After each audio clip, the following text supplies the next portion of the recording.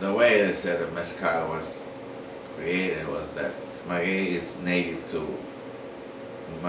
is native to Oaxaca, to Matatlan, and all the regions around it. The story goes that a lightning struck down an agave plant and literally cooked the agave plant, and that's when our natives saw and tasted that the agave plant was like so sweet that they let it there, and then because all the natural elements of life eventually fermented.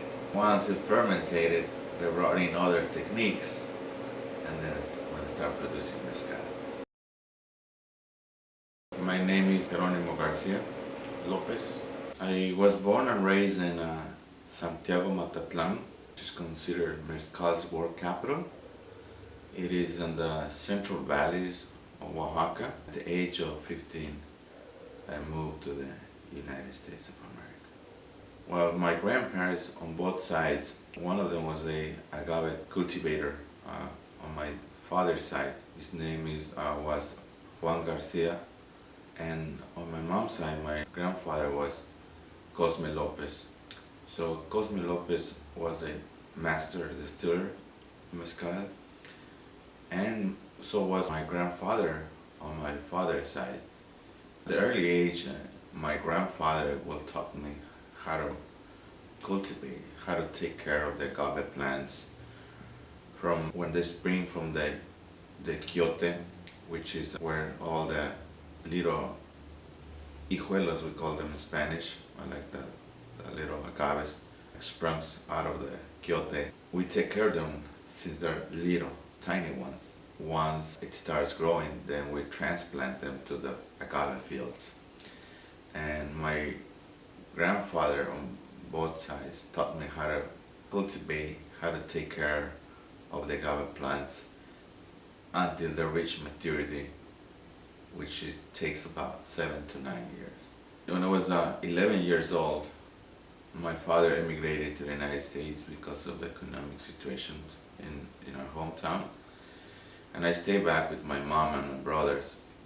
And then the guidance of my grandfather kind of took me under their wing, and that's why they taught me how to take care, how to craft, and how to keep doing the things they also did when they were my age as well. And that's why they all taught me it was like the best time to clean the agave field, moving all the weeds, transplanting the offsprings of agave plants as well.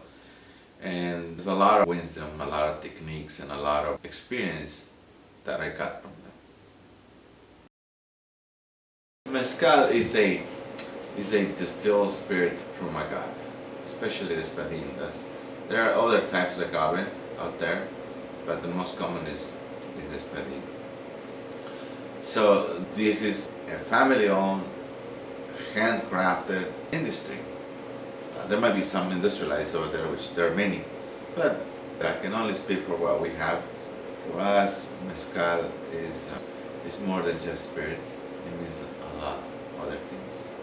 Mezcal has always been not just part of me, but part of my ancestors, and so are the future generations, especially my family who lives in Matatlan. They still crop, they still take care of agave plants, and they still mezcal, and has always been in the family. Pretty much everyone in our family dedicates themselves to produce mezcal. For us, mezcal is just not a distilled spirit. It means a lot of things in our culture. If you see it from a different perspective, what exactly is mezcal to us? Well, we thank Mother Nature for a lot of things, the natural elements. And one of those is like, the earth. How do we take care of the earth? How does the Mother Earth give to us, and how do we give back? So in a sense, Mother Earth gave us this plant, the agave plant, the espadín, and the many other types that exist. And then we, as native as indigenous people, transform the plant from something that we get from the mother nature, make it into the spirit that we know as mezcal. How do we give back to Mother Earth? We give back to Mother Earth when we share any accomplishment, any goals in our life. It can be a celebration, as I said, an achievement, anything that has to do with something good that has come to not just to us but to the family and to the community. We always have to share that with Mother Nature. And I think that's the way of us giving back to Mother Nature, because before we have a ceremony, before there is a initiation of something, we have to share that with Mother Earth. So we have to give a little bit, like a drop of mezcal to Mother, just to give back to her what she gave to us. So that way we can live with Mother Nature that experience of her giving to us something and us taking the same thing she gave to us and then give it back to her in a different state, a distilled spirit. And I think that's the way we see things. In life, a lot of things go in a circle way. So we're just like one stage of that process and we're just giving that back. Tradition and customs of my indigenous people will be at the center of anything. We not just use mezcal, as I said, to enjoy, but also we use for medicinal purposes. We use that as a gift as well. So for medicinal purposes, back in the days, there were no doctors. Medicine wasn't advanced as it is today. Maybe you had an accident or you got scared of something. And then what my ancestors used to do is that they think that when something bad happens to you, it's because there was a bad spirit over there that took that away from you. Part of your soul stays in that place. And so how you get it back, if something bad happens to you, how you take back part of the emotions that was left behind. What you do is you go and visit the place again, and then you bring some mezcal, and then with the mezcal you scare the bad spirit. That way you can return it to yourself, get back your emotions. And I think that's one of many ways mezcal is used for. People will take mezcal and then medicinal plants, and then you take care of other people, because mezcal is a good energy that comes directly from Mother Earth, and we as indigenous still use a lot of that wisdom to keep up our traditions and to preserve it, to be honest.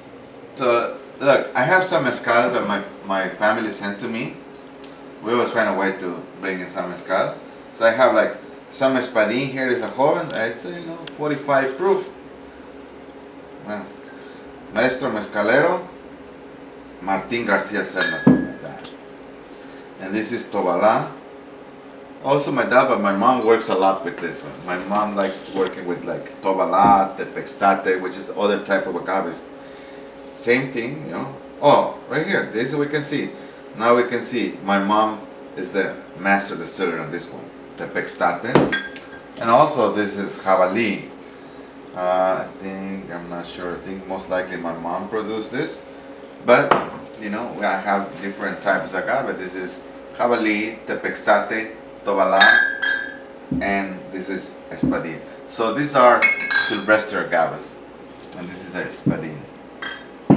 I like them all. Anything that my mom's produces or my dad produces, I like it. I have no preference, because I know that the authenticity is there, that the right techniques are there, and I just enjoy them all.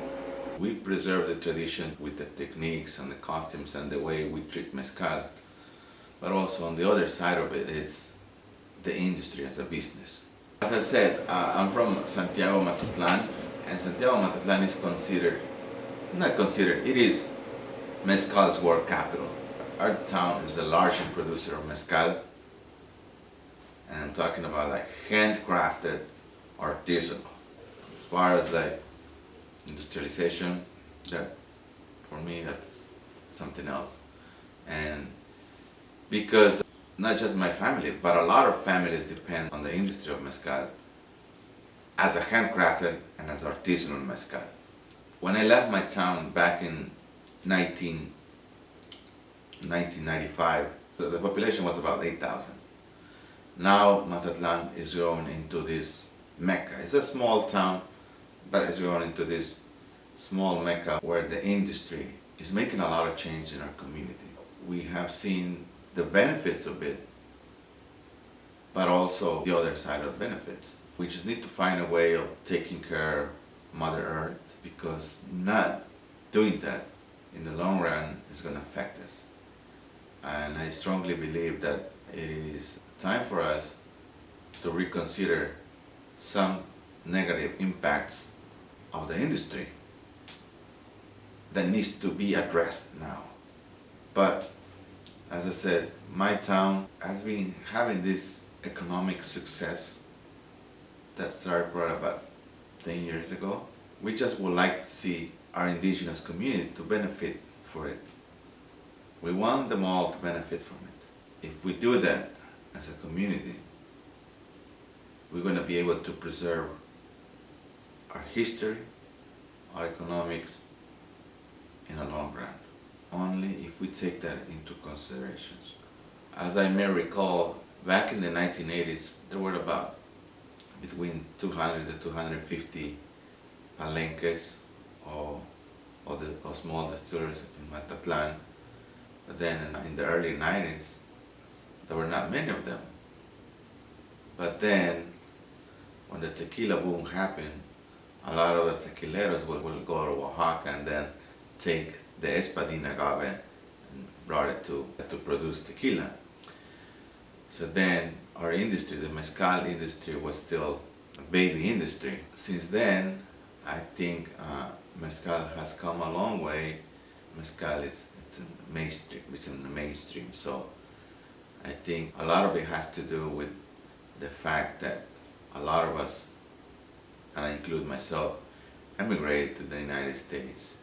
And when we immigrate, we bring our culture, our language, our customs, but also things like mezcal. We didn't bring that and just carry over to the border, but the fact that we, in our workplaces, with the friends, we will tell and talk about mezcal, and that's kind of like there's the attention of, what is mezcal, what is it about? And I think that's how it starts becoming part of the immigrant story as well. I can only speak also how we keep the traditions here in the United States. When we ship something great for the family, we always do a mezcal. When we have a guest at home, a way of us to give in something that my father and my brothers have produced in my hometown, give that a little bit to them. It's enjoying, showing some form of gratitude with Mother Earth, because you're sharing something that comes from your hometown with somebody else. And that's the way we see it. I mean, we celebrate, it's Day of the Dead, it's around the corner. I mean, for us, it's huge. Mezcal has to be everywhere. On your altar, when you go and visit your family. So mezcal, as I say, has always been at the center of our people, of our culture, our customs, traditions. So the way we see it is just, mezcal being the center of our congregation. When we decorate our altar for the Day of the Dead, I will always explain my sons and daughter what's the importance of having mezcal at the altar. Because, for example, let me put it this way: my grandparents were mezcaleros, master distillers, and they're no longer with us. But in November, their spirit will come back to earth. And when their spirit comes back to earth, the first thing they're going to visit is my altar. There's better be mezcal on that altar, because that's what they made, that's what they produce. There's a strong belief that Yeah, physically they're not here, but their spirit comes back on that day. So if my grandfather comes back, there's no mezcal, shame on me. In my dreams, they're gonna come and visit me, and they're gonna tell me why I didn't have mezcal on the altar.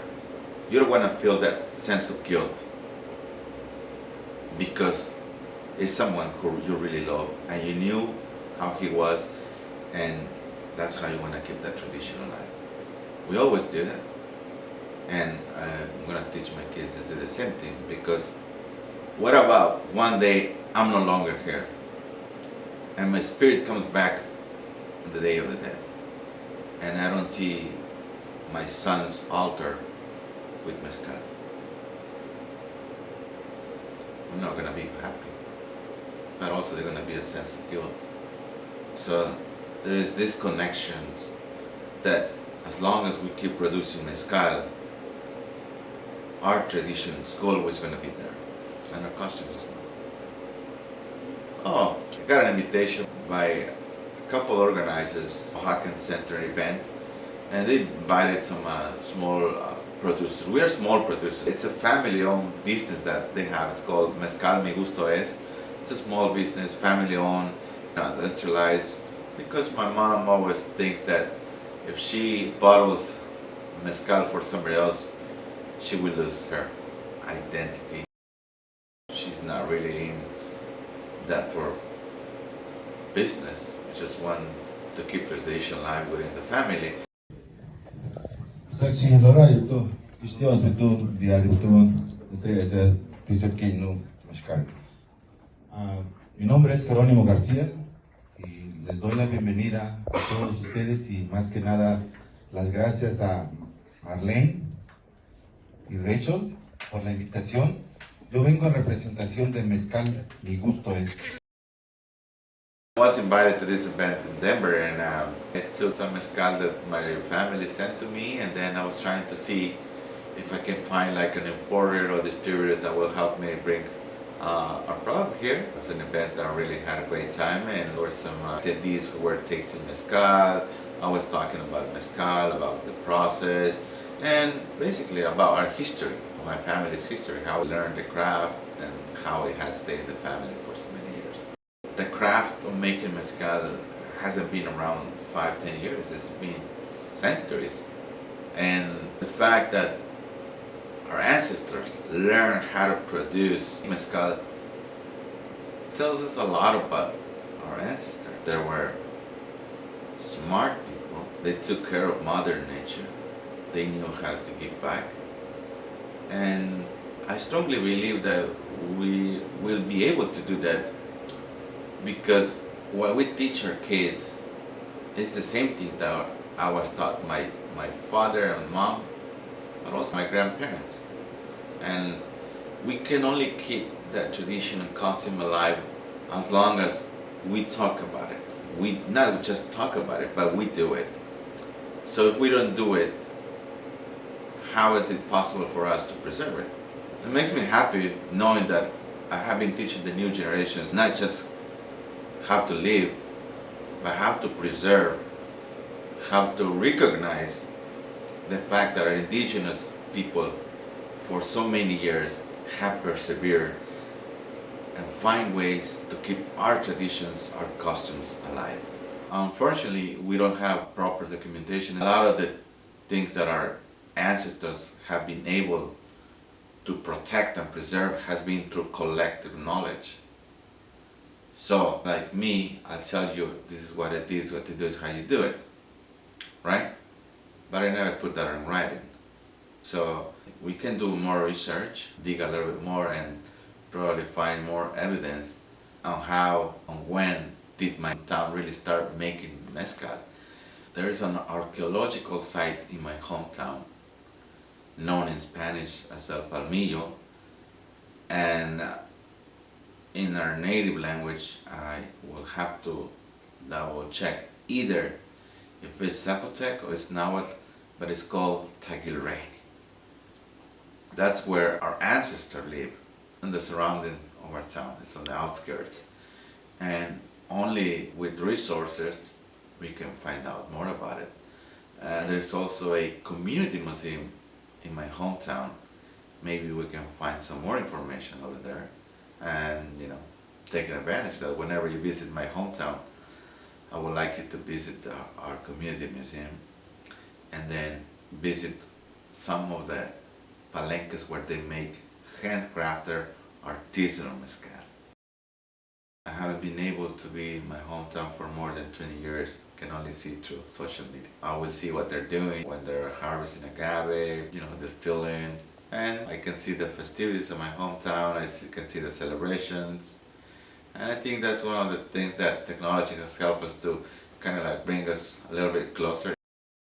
There is a phrase, para todo mal, mezcal, y para todo bien también. It's a duality, basically that's what it is, where something goes wrong with you, or something goes wrong in your life, there's always mezcal to bring you back, to release that stress, to get back that moment.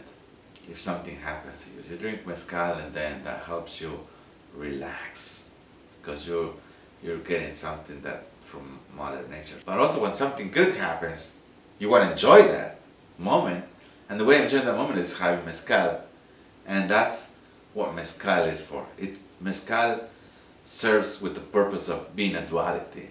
Something goes bad, you drink mezcal. Something goes good, you do the same thing. So I think it's a connection of two things. You have mezcal here, and mezcal balances it out. Good, right. Happiness, sadness. You can always have mezcal at the center of it, and I think that's the way. That's what it is.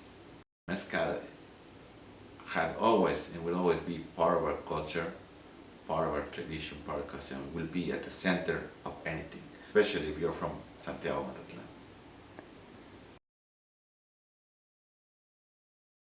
Right now we have a mezcal boom, and it is a fact that is what's happening. The same thing, big investors coming in, taking over the industry, walk out, make their money. Well, probably not make money, but they're going to take a lot of things away from you. And a lot of people, their identity is being taken away from them, because now you're producing for someone who probably you don't even know. Of course, it's going to go into the market. Somewhere along the line, someone who's going to be benefited. But I had a hard time trying to believe that those who are going to benefit are like the small producers, the indigenous people. Big investors are going to come in and basically take that away from our people. It is a fact.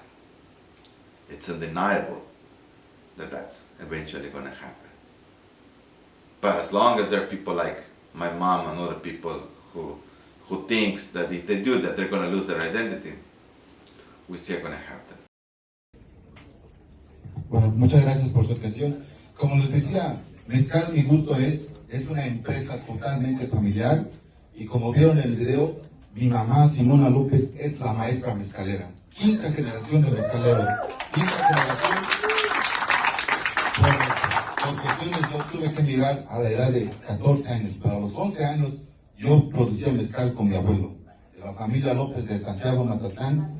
Toda la familia se dedica al negocio, a la producción de mezcal, pero yo vine aquí a hablarles de Mi Gusto Es. Mi Gusto Es, como les decía, una empresa totalmente familiar, elaborado artesanalmente. Nosotros no producimos grandes cantidades porque mi mamá siempre ha creído en la pasión, en el arte de crear el mezcal.